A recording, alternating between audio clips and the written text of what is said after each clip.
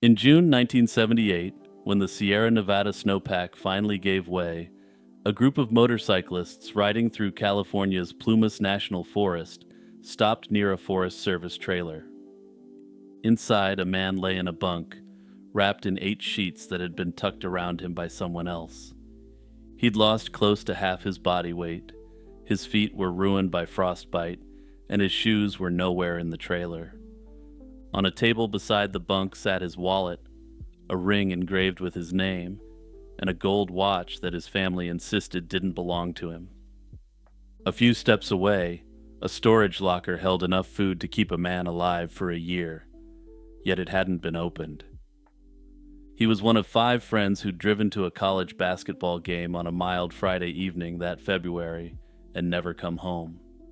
3 of the others would be found along the mountain road below him, and the 5th has never been found at all. The men the press would come to call the Yuba County 5 lived in the flat farm country around Marysville and Yuba City, about 40 miles north of Sacramento. Ted Wire was 32, a warm, talkative man who'd worked as a janitor and on a utility crew. Jack Madruga, 30, was an Army veteran who'd driven trucks for the service and who had recently been laid off from a job at a fruit packing plant. Bill Sterling, 29, worked at the same plant, spent his free time attending church, and was Madruga's closest friend. Jackie Hewitt, 24, was the youngest, a shy man who couldn't read or write, but hunted and fished with his family and followed Wire around like a younger brother. All 4 of these men had mild to moderate intellectual disabilities and were very close with their relatives. The 5th man was different from the rest, which is just one of the reasons that investigators would spend years examining him much more closely. Gary Mathias was 25, an Army veteran who'd been diagnosed with schizophrenia while stationed in Germany. His early 20s had been rough, with hospitalizations, arrests, and psychotic episodes that sometimes ended with him walking extraordinary distances. By 1978, though, he was widely described as a success story, which is something that I've seen other accounts of the Yuba County 5 miss. He was on a steady regimen of antipsychotic medication, worked in his stepfather's gardening business, and hadn't had a serious episode in years. He'd seen his psychiatric team just 3 days before the trip. The visit was unremarkable, and his next appointment was already on the calendar. All 5 were connected through Gateway Projects, a local vocational program that trained adults with disabilities for work, and all 5 played on its basketball team, the Gateway Gators. On Saturday morning, February 25th, the Gators were due to meet their coach outside a Marysville department store at 8 o'clock. From there, they were to ride to a Special Olympics regional tournament at Sierra College, northeast of Sacramento. A win would send them to the state games in Los Angeles that June, a week-long trip the men had talked about constantly. Wire had asked his mother to wash his new white high-top sneakers for the occasion, and Gary warned his own family not to let him oversleep because of the big game. The night before the biggest game of their lives, the 5 of them decided to see a college basketball game 50 miles north in Chico, where Chico State was hosting UC Davis. Madruga drove because he always drove when the crew got together. They left around 6 in the evening on Friday, February 24th, in Madruga's Pride and Joy, a turquoise and white 1969 Mercury Montego. They watched UC Davis win, and just before 10, they stopped at Bears Market, a few blocks from the gym, and bought a small mountain of road snacks. And I'm not exaggerating here when I use the term mountain. They bought a couple of pies, chocolate bars, soft drinks, and milk, mildly annoying a clerk who was trying to close. Then they got back into the car for what should have been an easy hour's drive home. Investigators would later comb through that evening minute by minute and find nothing worth flagging. No sign of trouble at the gym ever surfaced, and the clerk at the market remembered nothing stranger than a group of customers keeping her past closing time. Whatever went wrong seems to have gone wrong after the lights of Chico faded in the rearview mirror. Every one of them was expected, and none of them had a habit of just failing to show up. Through Friday night, the parents sat up, called each other's houses, and told themselves the car had broken down somewhere between Chico and home. On Saturday, relatives drove the highways themselves, checking ditches and gas stations along both routes. By that evening, after the tournament had come and gone without the Gators starting five, Madruga's mother was on the phone with the Yuba County Sheriff's Office. 4 days later, on February 28th, a Forest Service employee marking timber reported a car abandoned on a remote stretch of the Oroville-Quincy Road, high in the Plumas National Forest.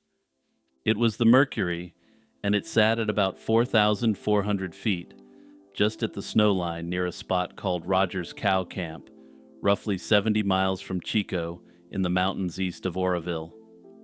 Home was south, a flat, familiar run down Highway 70 that Madruga had driven plenty of times. Instead, the car had gone east and then up, along a winding secondary road that climbs from the valley floor into serious high country, gaining thousands of feet over dozens of slow miles. Almost nothing about the scene made sense to the deputies who reached it first, since the car wasn't wrecked or broken down. When investigators hot-wired the ignition, it started right away, and the gauge showed about a quarter tank of gas. It was lightly stuck in the snow, the kind of stuck that 5 strong grown men could have solved by pushing. One window was partly rolled down and the doors were unlocked, but the keys were gone. Inside were the wrappers and milk cartons from the Chico market, programs from the basketball game, and neatly folded road maps in the glove box. The road itself deepened the puzzle, and the Oroville-Quincy route was rutted and narrow, yet the Mercury's undercarriage showed no fresh scrapes or dents. Whoever drove it up that mountain in the dark had done so with real care, or knew the road well. Madruga's family swore he'd never willingly take his car onto a road like that, and everyone agreed he'd never abandon it. He was the kind of owner who took extreme care of his car and noticed every new scratch. There was one more odd little wrinkle to how the car was discovered.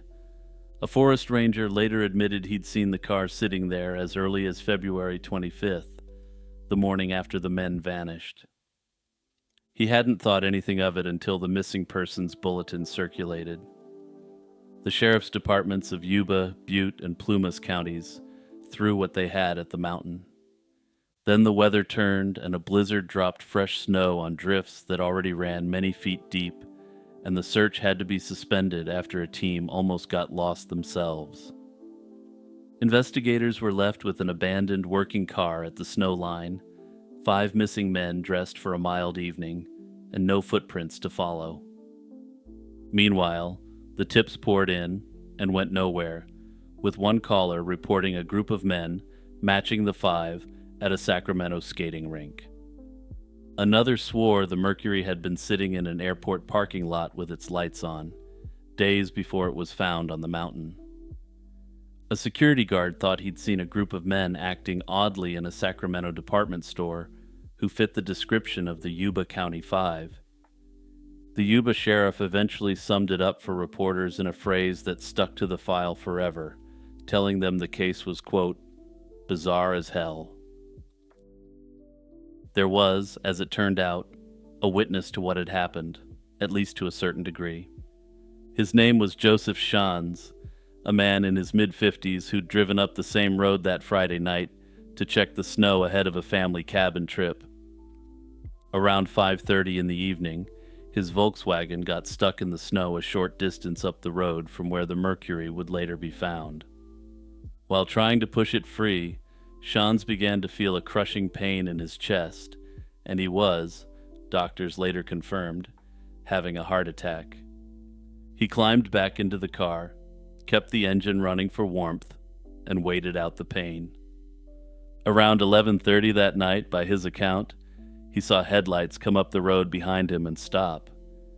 In their glow, he could make out a group of figures around a car, and he thought he heard whistling sounds. He believed he saw a woman among them, though he'd later back away from that detail, which hasn't helped his credibility. Desperate, he called out for help, and the voices stopped and the lights went out. Nobody came, and sometime later he saw flashlight beams moving outside, called out again, and again the lights immediately died. Sean stayed in his car until the gas ran out, then walked roughly 8 miles down the mountain to a lodge called Mountain House, passing the Mercury on his way. In some tellings, he also described a pickup truck on the road that night, which will be important in a moment, so hold on to that thought. His account shifted in its details over the following months, which is about what you'd expect from a man who'd just survived a heart attack, alone in the dark, and in serious pain. Skeptics have also pointed to his own checkered history as a reason for caution about this witness. Joe Shawns had a grand theft auto arrest in the 50s and multiple drunk driving arrests, with one coming a year after the Yuba County 5 case. He was also previously charged with passing bad checks, though my research indicates that he was never actually convicted. Regardless of questions about his character, investigators were never sure quite how accurate his memories were, but they didn't doubt that his timeline fit all known evidence. If even the outline of his story were true, then the 5 men were alive on that road near midnight, close enough to hear a stranger calling for help. From there, something made them go dark and walk away into the snow instead. For 3 months, there was nothing at all, and the families spent the spring chasing reported sightings that went nowhere.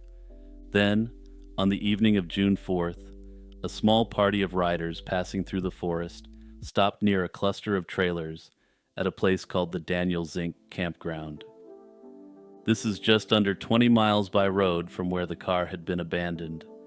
One of them noticed a broken window on a Forest Service work trailer and a smell that didn't belong in the mountain air. They looked inside, rode out, and called the sheriff's office that night. When deputies arrived, they found that the window had been broken from the outside. The man in the bunk was Ted Wire, and the condition of his body told a tale that was somehow worse than anything the families had imagined. What they found meant that Ted hadn't died that February night, and the beard on his face had grown for somewhere between 8 and 12 weeks. Ted Wire had survived deep into the spring, wasting away from a man of around 200 pounds to something near 120. On a table beside the bunk lay his wallet, his engraved ring, his gold necklace, and a watch that, according to the families, none of the 5 men owned. Empty military ration cans, a few dozen in all, sat opened around the trailer, apparently with the kind of military can opener that Madruga or Matthias would have known from the service. But the locker nearby still held a year's supply of dehydrated food, which was completely untouched. A butane tank stood outside, its valve never turned, though opening it could have fed heat into the trailer.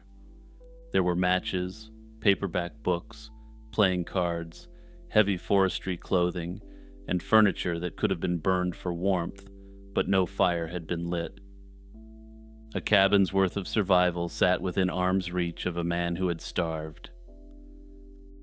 To make matters even weirder and more disturbing, someone had been there with him. Wire couldn't have wrapped himself in those tightly tucked sheets, and someone had also pulled off his leather shoes, which were never found. On the trailer floor sat a pair of tennis shoes identified as Gary Matthias's. The campground held other traces, and a second trailer nearby had been rummaged through, its stock of dehydrated food left uneaten. A locked tool shed had been forced, apparently with a file, while a generator shed a few steps away was never touched. Whoever wintered there had broken into some things, and inexplicably ignored others, including nearly everything that could have kept them warm and fed. Over the next 2 days, dozens of searchers working the road between the car and the trailer found Jack Madruga and Bill Sterling on opposite sides of the route. They were located a little over 11 miles from where the vehicle was found. Madruga lay near a stream on one side of the road, while Sterling's remains were scattered across a stretch of wooded embankment on the other. The winter and the animals had left little of them, and Madruga's remains still had his watch and the missing car keys with them, at least according to some sources. Both men had died of exposure, apparently on the long walk up, and the short distance between them suggested that one had stopped and the other hadn't been willing to leave him. Then Jackie Hewitt's father, who'd been out searching alongside the recovery teams, found what remained of his son near a bush a couple of miles from the trailer. He was identifiable by his jeans and shoes initially, but more work was needed to be done to confirm the finding. His skull was recovered a short distance downhill the next day, and a dentist confirmed the identification, and like the others, Jackie had succumbed to the cold. That left Gary Mathias still missing, and searchers found blankets from the trailer and a rusted flashlight in the woods about a quarter-mile out. It was as if someone had finally left shelter and struck out for help, looking for some way to reach the outside world. His glasses, which he badly needed, never turned up, and neither did he. His photograph went out to psychiatric facilities across the state on the theory that a man off his medication might resurface in a hospital somewhere, but he never did. While Gary had long been stable while he was on his medication, it's speculated that this could have changed after the treatment stopped. Investigators presumed Gary Mathias had died, but his file has never closed, and he remains to this day officially a missing person. So that, of course, brings me to some of the theories of the case, and of course with the Yuba County 5, I can't possibly go over them all. The investigators' initial reconstruction of what happened was the simplest one, though it leaves a lot of unanswered questions. Somewhere near Oroville, on dark roads they only half knew, Madruga made a wrong turn, possibly aiming for the town of Forbstown, where Mathias had friends. Confused, maybe arguing, maybe following the taillights of some other vehicle or the tracks of a snowcat that had recently cleared the route, they pressed on until the snow stopped the car. Then, instead of walking back down the way they'd come, they walked up, perhaps chasing the snowcat trail toward what they hoped was shelter. But this theory struggles with the details, because the men had driven to Chico before, and because it was a route Madruga knew well. The climb into snow country also goes on for the better part of an hour, with plenty of places to turn a car around. The second family of theories centers on Mathias. He was the only one of the 5 with real violence in his past, and he's also the only one who was never found. However, what I think most coverage of this case gets wrong is that his episodes of violence only occurred while his schizophrenia was untreated. Just days prior, he had met up with his psychiatric health team, and there was nothing out of the ordinary at the time. These theories generally suggest that Gary Mathias was the one who caused the trip to go off the rails. Personally, I don't see anything in the evidence to suggest that he did anything wrong whatsoever. To me, he appears to be just as much of a victim of whatever happened as any of the other men involved. I don't find the lack of a body to be that significant either, especially given the wide area where his body could have been. It's possible that Gary's body remains somewhere out there in the wilderness to this day, just waiting to be found.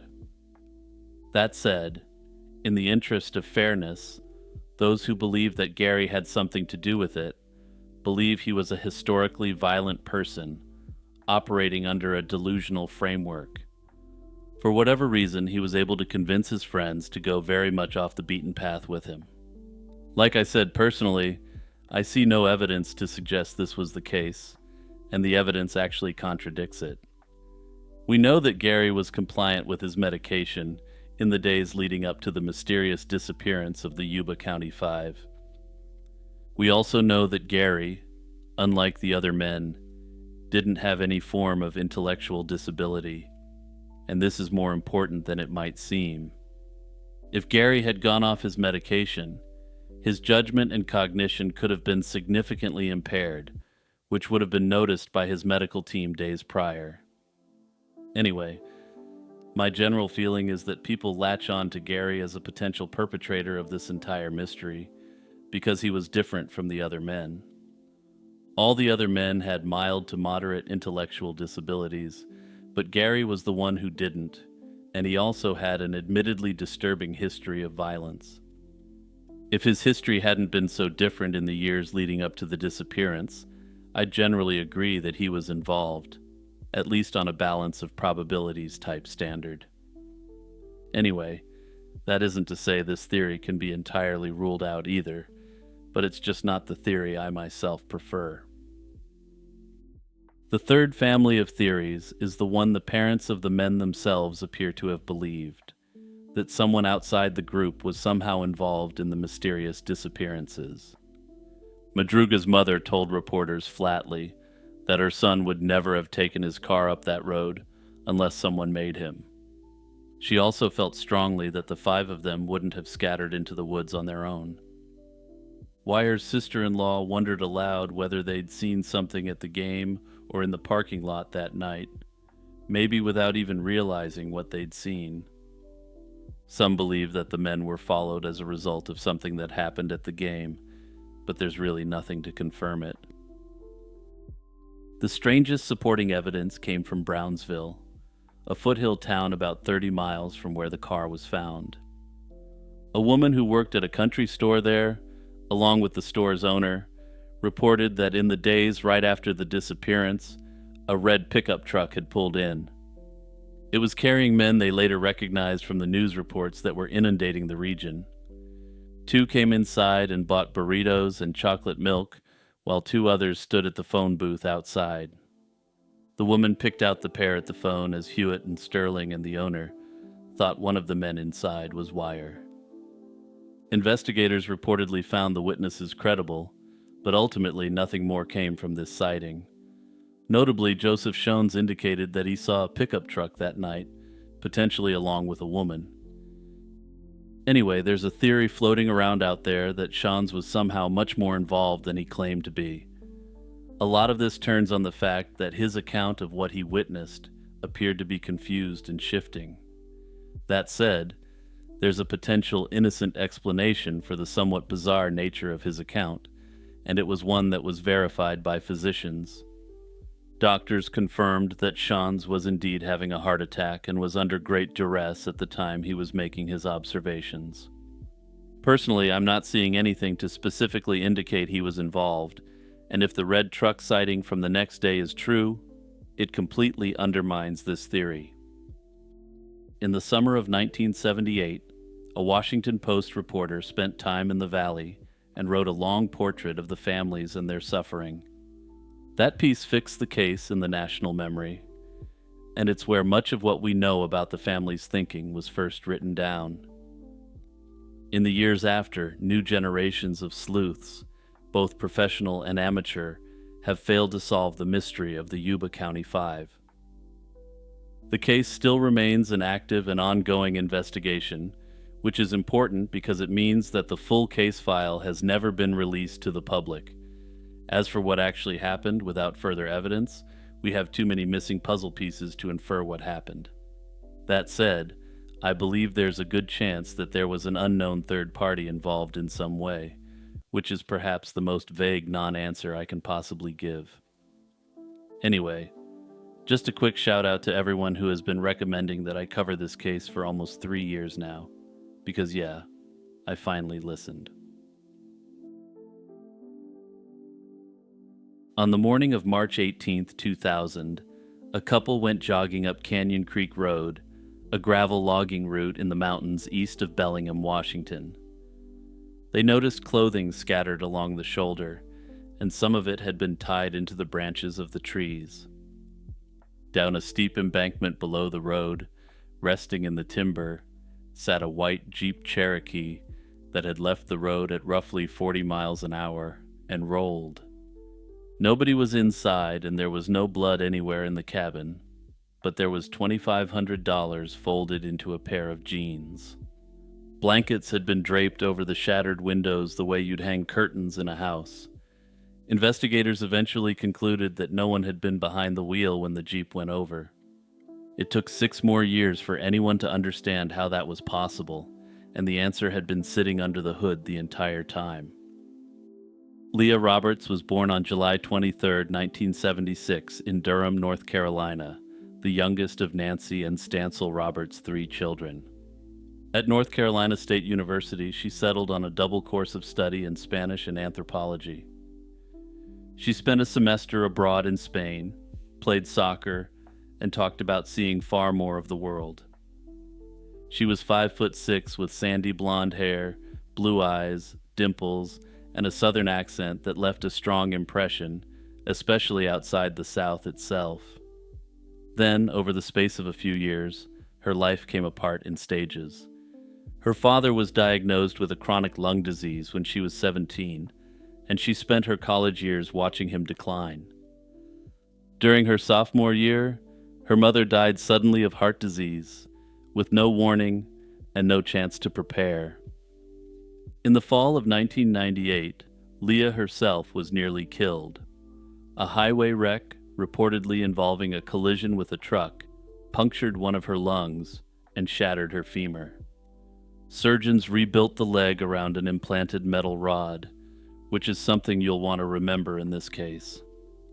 I wasn't able to find any evidence for it, but I do have to question whether she suffered a traumatic brain injury in this severe accident. Brain injuries change people, they make them act impulsively, and there's definitely a major element of that going in this case. Then, in the spring of 1999, her father passed away, roughly 3 weeks before she was scheduled to fly to Costa Rica for a university field program. She grieved, and then she boarded the plane and went through with the program anyway, believing it's what he would have wanted. Coming out of all that, Leah told her sister Kara that surviving the crash had left her feeling like she'd been handed a second run at life. She started acting like someone determined not to waste it, though not in the way her family might have hoped. Months short of finishing her degree, she withdrew from NC State over her family's objections, and family by then meant her older brother, Heath, and Kara. She filled the space with things that had nothing to do with careers or making money.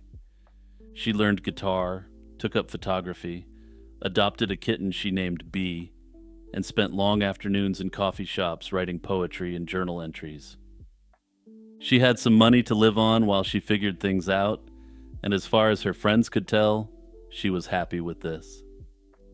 She also read Jack Kerouac, and friends said she'd fallen hard for the Dharma bums. This is Kerouac's 1958 novel about trading the noise of ordinary American life for a fire lookout solitary summer on Desolation Peak in Washington's North Cascades. For a young woman who'd just buried both parents and walked away from the script her life was supposed to follow, it wasn't hard to see the appeal. She talked openly about wanting a trip like that, unplanned and westbound, the kind of journey where the whole point was not knowing what came next. Nobody who knew her considered this idle talk, but nobody expected her to leave without a word, either. On the morning of Thursday, March 9th, 2000, Leah spoke with Kara by phone, an ordinary conversation about plans and nothing in particular. Around midday, she made arrangements with her roommate to help with some babysitting the following day. Nothing in either conversation hinted at a departure, and she'd always kept Kara in the loop. Later that day, she reportedly withdrew close to $3,000 from her bank account, and when her roommate came home that night, Leah was gone. Leah wasn't the type to blow off her commitments, whatever else was happening in her life. So when she missed the babysitting appointment on March 10th, worry set in fast. By March 13th, Kara had reported her sister missing to police in Durham. In a rather odd turn of events, Kara had held power of attorney over Leah's finances since the Costa Rica trip the spring before. This meant she could see her sister's accounts, and what she found there was a large cash withdrawal and a line of charges heading west. Then, on March 14th, Kara and the roommate searched Leah's room and found what she'd left behind. It was a note, and with it enough cash to cover about a month of Leah's share of the rent and bills, and while it was upbeat, it was a bit mysterious. In it, Leah made a point of saying she wasn't leaving to do anything drastic, that she was in the opposite frame of mind entirely, and she invoked Kerouac by name. She also added a small drawing, the grin of the Cheshire Cat, the smile that famously hangs in the air after the cat itself has vanished. It's hard to imagine a more fitting emblem for what was about to happen. Notably, she told no one where she was going, and there's a decent argument she didn't know herself, because not knowing was the exercise. For a woman chasing the romance of disappearing into the American landscape, Leah left a remarkably legible trail. She paid for the road the way everyone did in 2000, with a debit card, which she must have known Kara would have access to the transaction records for. The first charge came from a motel near Memphis, Tennessee. From there, the transactions marched steadily west along Interstate 40, with her spending money on gas and food and not much else across Arkansas and the Southern Plains. The highway ran out at its western end in Barstow, California, and then the trail bent hard north onto Interstate 5, up the length of California and into Oregon. Heading to the Pacific Northwest by way of Southern California added hundreds of miles to the drive, and the most sensible explanation is also the most fitting one. She wasn't following a map. She was following the roads Kerouac wrote about, all the way to where it ends before turning toward the mountains. One thing the paper trail conspicuously lacks after Memphis is anything that we could conventionally call lodging. The public record shows gas and food, and that's about it, which suggests she was stretching her money by sleeping in the Jeep. The bedding later found arranged inside it supports the idea. She'd packed pillows and blankets like someone who planned to make the car her home for a while. She was also covering the country at a pace that left little room for sleep either way, crossing from one coast toward the other in about 4 days. In the first hour of March 13th, she bought gas in Brooks, Oregon, a small town just north of Salem. It was the last transaction ever recorded on any of her accounts, and the station's security camera caught her at the counter, alone, and apparently fine. While the clerk rang her up, Leah kept glancing out toward the dark parking lot, over and over, as if keeping track of something or someone outside. Unfortunately, the camera pointed inward, so whatever was out there, if anything was, went unrecorded. From Brooks, it's roughly a 5-hour drive to Bellingham, Washington, the last city of any size before the Canadian border and the gateway to the Mount Baker Highway. That's Kerouac country, effectively the landscape of the Dharma Bums, and if Leah was making a pilgrimage, she was now within sight of the altar. March 13th is the day that Leah dissolves from history, but it's also perhaps the most significant day in this mystery. That afternoon at 2:10, someone bought a ticket to a Monday matinee of American Beauty at the theater at Bellis Fair Mall in Bellingham. The stub would later be found among Leah's things, tucked into a keepsake box. At a sit-down restaurant near the theater, 2 men later told investigators they'd ended up beside a young woman at the counter, a warm, talkative Southerner on her way through town. She told them about Kerouac and about her long drive out from North Carolina, and she struck them as open and kind. One of the men remembered her leaving alone, but the other insisted she'd left in the company of a third man, someone she called Barry. He described this Barry in enough detail for a composite sketch, but neither the other man nor any other customer could recall this Barry at all. The sketch shows an extremely distinctive-looking man, someone that someone was likely to remember, but this led nowhere. And if you're one of those people who just listen, check out the sketch now, because I find it hard to believe this individual wouldn't have been noticed at all by anyone else. To this day, investigators have never been able to prove that Barry existed at all. And trust me, I'll be coming back to whoever Barry was shortly, because it gets worse. Whichever version is true, that restaurant conversation is the last confirmed sighting of Leah Roberts. That same day, 3,000 miles away, her missing person report went on file in Durham. Her family was already looking for her while she chatted about Kerouac with strangers. The jogging couple found the Jeep early on March 18th on Canyon Creek Road, an unpaved logging road that peels off the Mount Baker Highway. This is roughly 30 miles east of Bellingham, inside the Mount Baker Snoqualmie National Forest. 5 days had passed since the matinee, and nobody knows how many of them the Jeep spent down there. The Washington State Patrol reconstructed the crash and determined the Jeep had left the road at close to 40 miles an hour and rolled several times on its way down the embankment. A rollover at that speed brutalizes whoever's inside, yet the cabin held no blood at all. There was also none of the damage a human body leaves behind when it's thrown through a tumbling vehicle. The conclusion, strange as it sounded, was that the Jeep had gone off that road with nobody in it. What the crash site did contain, strewn through the cabin and the woods around it, was Leah's whole portable life.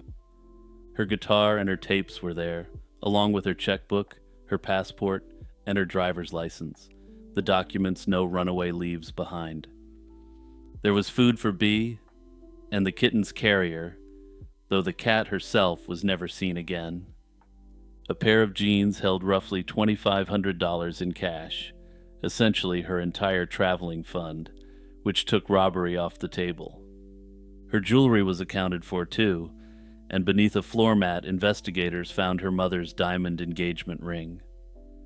Then there were the details suggesting time had passed at the site, and this is where the scene turns even more eerie. Clothing had been tied into the roadside branches deliberately, like markers, or like laundry hung out by someone with nowhere else to hang it. The blankets and pillows she'd packed for sleeping had been arranged over the broken windows, along with towels. It appeared as though someone had been using the wrecked Jeep as a shelter against the mountain rain. Somebody, it seemed, had lived in the ruin of the crash for a while, yet searchers reportedly found no footprints leading away from the wreck. In April 2000, searchers spent about 2 weeks combing the forest around Canyon Creek Road, and this was no casual effort. Teams of dogs trained to find human remains worked the slopes below the crash site, helicopters swept the drainages, and crews walked grid lines with metal detectors. Notably, this was done because the rod in Leah's leg carried a serial number and would survive when almost nothing else did. If Leah had crawled away from that Jeep and perished somewhere in the timber, the steel in her femur was the one thing the forest couldn't erase, and the searchers knew it. Her description went out across the region too, down to the surgical scar on her hip and her distinctive southern accent. The FBI joined the effort as well, since the crash sat on federal land, but they found no trace of her, and none of Bee the kitten either. Whatever happened on Canyon Creek Road, it didn't end within walking distance of it. A few days after the Jeep made the news, a man called the Whatcom County Sheriff's Office and said his wife had seen a young woman matching Leah's description. She was at a Texaco station in Everett, an hour south of Bellingham, and most of the way back toward Seattle, wandering the lot, disoriented and confused. Then he hung up without giving his name, and he never called again. Investigators reportedly considered the tip credible, and it has haunted the case ever since. The mysterious woman was never found, and the caller was never identified either. Other than that, there have been no sightings of her since, and of course, that sighting itself is, at least in my view, inherently unreliable. For 6 years, the file sat with Detective Mark Joseph of the Whatcom County Sheriff's Office. When he handed it off in 2006 to 2 younger detectives, they noticed something almost immediately. The Jeep and its contents had somehow never been fully processed for evidence. By one account, Nobody had ever so much as opened the hood of the vehicle to figure out what happened. The wreck at the center of one of Washington's strangest missing person cases had essentially been waiting in storage for someone to look at it properly. So when they looked, the case changed shape immediately. Under the hood, a wire had been cut, and not in the way a crash tears things loose. It had been rigged so that the engine could accelerate with no foot on the gas pedal. Some accounts describe it as tampering around the starter relay, but I'm no car guy, so I'm going to leave it at that. The implication was that the Jeep hadn't needed a driver to leave that road when the crash occurred. Someone with a working knowledge of engines had turned Leah's car into a machine that could crash itself, which meant Canyon Creek Road was no longer a mystery of physics. It was a mystery of intent, and intent requires a person. Rigging an engine to do that takes know-how and the work of hands comfortable under a hood, which Leah, according to everyone, simply didn't have. The fresh examination produced two more interesting pieces of evidence. There was a fingerprint under the hood that belonged to no one associated with the missing girl, and there was male DNA on an article of Leah's clothing. Suddenly, the restaurant story from Bellingham mattered enormously, and detectives went back to the one man who'd ever claimed to see Barry, and things got weird. He turned out to be worth a second look in his own right, because the witness was reportedly a mechanic with a military background. He was precisely the sort of person who'd know his way around a starter relay, and he'd since moved to Canada. Police fingerprinted him and collected a genetic sample to rule him in or out. His print didn't match the one under the hood, and the results of the DNA comparison have never been publicly disclosed. Unsolved Mysteries featured Leah in the summer of 2001, and tips arrived for years without a single one leading to any new breakthrough. Reported sightings surfaced now and then across the country, and each was run down, and each fell apart. I have to say, the guy who introduced quote-unquote Barry into this story looks extremely suspicious to me. Remember, two men said they spoke with Leah at that restaurant in Bellingham. Or rather, they said they spoke to a young blonde Southern woman who loved Jack Kerouac. One remembered Leah leaving alone, and the other claimed she left with a mysterious third man named Barry. He gave police enough detail to produce a composite sketch, yet apparently nobody else in the restaurant remembered seeing this very distinctive-looking man at all. Investigators have never even been able to establish that Barry existed, and that part is strange enough on its own, since he was one of the last people to see her alive. But then, 6 years later, investigators finally examine Leah's Jeep properly and discover that somebody had deliberately tampered with it. This complex tampering allowed the Jeep to accelerate without anyone pressing the gas. There was also an unidentified fingerprint underneath the hood and some sort of unknown male genetic material on Leah's clothing. To add to the weirdness, the only person who had seen this unknown man during Leah's last confirmed sighting was a mechanic with a military background. And by the time detectives came back to him, he'd moved to Canada, which, to be fair, isn't completely outside the reach of American justice. Now, that absolutely doesn't mean he did anything to Leah, but as coincidences go, this one is very unusual indeed.